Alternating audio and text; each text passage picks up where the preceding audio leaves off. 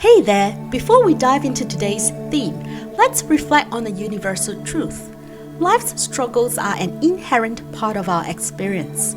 This truth, known as dukkha, or suffering for the first lesson the Buddha shared in his first sermon. Dukkha is universal. No one escapes it, regardless of health, wealth, status, or education. Whether a billionaire, a politician, or an ordinary person, all face dukkha as long as they have not attained nirvana. And so, this introduces the theme we will discuss today, the first noble truth, the truth of dukkha. The first noble truth, dukkha exists. The Buddha's first teaching after attaining the enlightenment state was simple yet profound.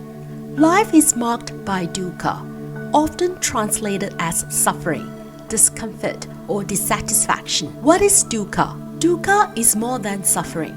It is the inherent unsatisfactoriness of life, the anxiety of change, the subtle discontent beneath even our happiest moments. Joy is fleeting. Impermanence casts a shadow over it. Most people run from this truth, distracting themselves with fleeting pleasures, relationships, power, fame, possessions, even hedonistic escapes. These are mistaken for happiness, but only momentarily mask dukkha. Consider a shopping spree. The thrill of acquisition is intense but short-lived. Soon, the feeling of emptiness, something lacking, creeps back in, fueling the desire for more. This endless cycle of wanting, acquiring, and remaining unfulfilled, that is dukkha, and it is universal. The many faces of dukkha. Dukkha takes different forms. The suffering of pain, birth, aging, illness, and death bring inevitable physical and emotional pain. The suffering of change. Even happiness is unstable. We fear loss and joy fades. What we love slips away. The suffering of conditioned existence. Life itself is unsatisfactory because it is bound by impermanence and desire. The Buddha summarized dukkha in this way. Birth is dukkha, aging is dukkha, illness is dukkha, death is dukkha, union with what is displeasing is dukkha, separation from what is pleasing is dukkha, not getting what one wants is dukkha. In brief, the five aggregates subject to clinging are dukkha. Some conclude that the Buddha taught life is suffering, but he never said life is only suffering. If that were true, nirvana would be unattainable in this life. Instead, he taught that understanding dukkha is the first step toward liberation. Everyday examples of dukkha. Encountering the unpleasant. Sarah dreads Monday mornings, traffic jams, aggressive drivers, looming deadlines, stuck in traffic, listening to a co-worker's complaints. She feels drained. This is dukkha. Separation from the pleasant. Mark and Lisa have been together for 5 years. When Lisa moves abroad for work, Mark is heartbroken. The pain of missing her, the uncertainty, the feeling of emptiness. This is dukkha. Not getting what one wants. Aisha worked tirelessly for a promotion, but when the announcement comes, it's not her. The disappointment, the feeling of unfulfilled effort, the nagging what if. This is dukkha. Dukkha extends beyond suffering. It includes stress, fear, frustration, longing, and dissatisfaction. But facing it is the first step toward freedom. The deepest truth, the five aggregates. In brief, the five aggregates subject to clinging are dukkha. What does this mean? We experience a sense of self.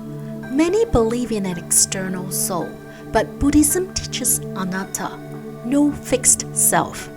The idea of a soul is an illusion caused by our clinging to the five aggregates, skandhas. The five aggregates are form, the physical body and sensory organs. Sensation, pleasant, unpleasant, or neutral feelings. Perception, recognition and interpretation of sensory input. mental formations, thoughts, intentions, biases, consciousness, awareness itself. Our self-identity is shaped by these aggregates. Clinging to them solidifies the illusion of a soul, but in reality, the self is ever-changing, shaped by experiences and conditions. Letting go of this mental baggage is the true practice. By doing so, we open up new possibilities for ourselves, instead of limiting ourselves to our old, unenlightened selves. Why acknowledge suffering? A shared human experience. Recognizing suffering in ourselves and others deepens compassion. We stop envying or judging others superficially, realizing every life has its struggles, seen or unseen. Fosters forgiveness and understanding. Knowing people act out from their struggles helps us forgive mistakes and build healthier relationships. Prevents unrealistic expectations. Life's purpose is not the endless pursuit of fleeting happiness, but understanding and transcending suffering. Encourages wisdom and liberation. Recognizing suffering is the first step toward freedom from it. Like diagnosing an illness, awareness of suffering allows us to seek the right path to healing, understanding without despair. Reflecting on suffering is not meant to make us miserable. It is the gateway to wisdom, resilience, and genuine happiness. By understanding the first noble truth, we open the door to the next steps, recognizing suffering's causes, finding a way out, and ultimately attaining liberation. Liberation from dukkha. By observing ourselves objectively, like a cyborg, aware of its programming, we stop taking life's experiences personally. This reduces ego, fosters wisdom, and prevents victim mentality. Instead of thinking, why me? We see dukkha as a shared reality.